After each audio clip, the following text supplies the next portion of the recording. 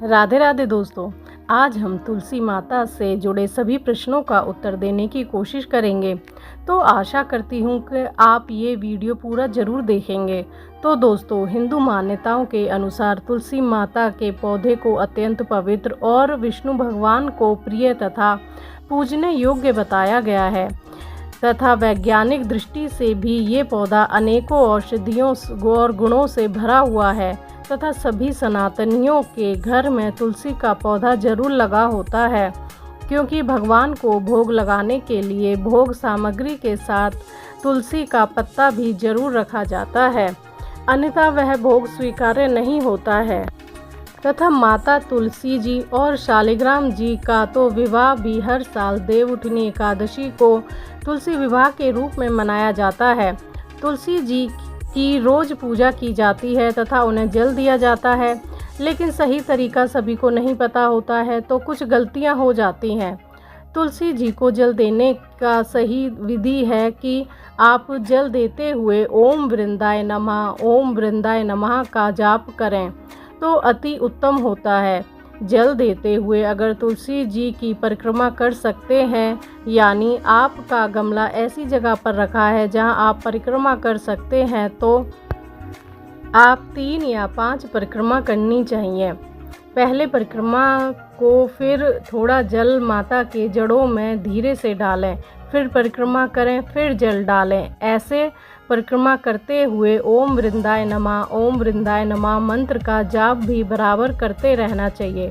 परिक्रमा के बाद गमले में जो जल है उसे अपने हाथों से माथे पर लगाएं, फिर माता को रोली कुमकुम लगाएं, अक्षत चढ़ाएं, फूल चढ़ाएं तथा घी का दिया जलाएं तथा माता की आरती उतार कर, या आरती नहीं आती है तो 5 बार दिए से आरती उतार कर माता को प्रणाम करें। अब बात करते हैं कि तुलसी का पौधा कब और कहाँ लगाना चाहिए। तो इसके लिए सबसे अच्छा महीना की बात करें तो वैशाख मास और कार्तिक मास अच्छा होता है, लेकिन आप किसी भी महीने में गुरुवार और शुक्रवार को तुलसी का पौधा लगा सकते हैं। और समय की बात करें तो सुबह या शाम सूर्यास्त से पहले लगा सकते हैं। अब बात करते हैं कि तुलसी का पौधा घर में कहाँ लगाना चाहिए। तो घर के आंगन में पौधा लगाना सर्वोत्तम माना जाता है, लेकिन सभी के आंगन में तो पौधा लगाना संभव नहीं होता है। तो ऐसे में पूर्व और उत्तर के कोने में भी माता तुलसी को स्थापित कर सकते हैं, लेकिन भूल कर भी दक्षिण और पूर्व के कोने में ना रखें, क्योंकि वहां तुलसी माता लगाने से यम दोष लगता है, जो पारिवारिक दृष्टि से शुभ नहीं होता, अशुभ होता है। आजकल शहरों में फ्लैट सिस्टम होता है, तो वहां बालकनी में ही लगाना पड़ता है। तो ऐसे में बस दक्षिण पूर्व के कोने को छोड़कर बाकी जगह पर लगा सकते हैं। अब बात करते हैं कि तुलसी कब नहीं तोड़नी चाहिए।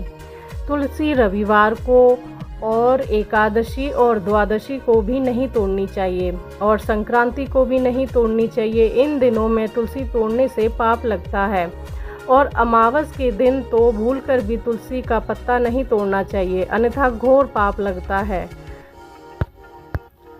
तुलसी का पत्ता कभी भी वासा या अशुद्ध नहीं होता, तो इन दिनों से पहले तुलसी का पत्ता तोड़ कर रख लें और भोग लगाएं। अब बात करते हैं कि माता तुलसी को दिया किस दिन जलाना चाहिए। तो जो दिन ऊपर बताए हैं उनको भी दिया जला सकते हैं, लेकिन ध्यान ये रखना है कि तुलसी माता को छुएं ना, उनको कुछ नुकसान ना पहुंचाएं। तो प्रतिदिन शाम को दिया जला सकते हैं। रविवार को भी बिना तुलसी माता को छुएं और नुकसान पहुंचाएं शाम को दिया जला सकते हैं। आप 7 दिन दिया जला सकते हैं। इससे माता लक्ष्मी जी प्रसन्न होती हैं, और जिस घर में माता तुलसी की पूजा विधि विधान से होती है वहां मां लक्ष्मी स्थायी निवास करती हैं। अब बात करते हैं कि तुलसी का पौधा सूख जाए तो क्या करें। ऐसे में उस पौधे को जड़ से निकाल कर रख लें, और आसपास किसी की मृत्यु हुई है तो उसके दाह संस्कार में इन लकड़ियों को देने से उस जीवात्मा की मुक्ति हो जाती है।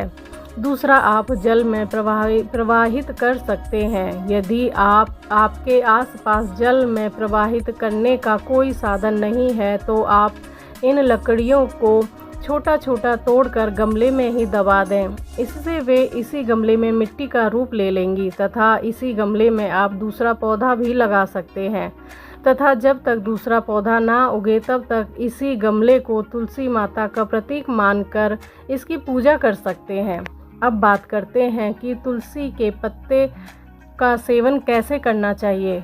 तो पुराणों के अनुसार तुलसी के पत्ते को साबुत ही निगलना चाहिए। ध्यान रखें कि भगवान श्री गणेश जी को कभी भी भूलकर तुलसी अर्पित नहीं करनी चाहिए। अब बात करते हैं कि तुलसी का पौधा लगाना उत्तम है या बीज। तो मान्यता है कि तुलसी माता को एक देवी का रूप ही माना गया है और जब भी देवी किसी घर में जन्म लिया है तो उनका विवाह भी करना आवश्यक होता है।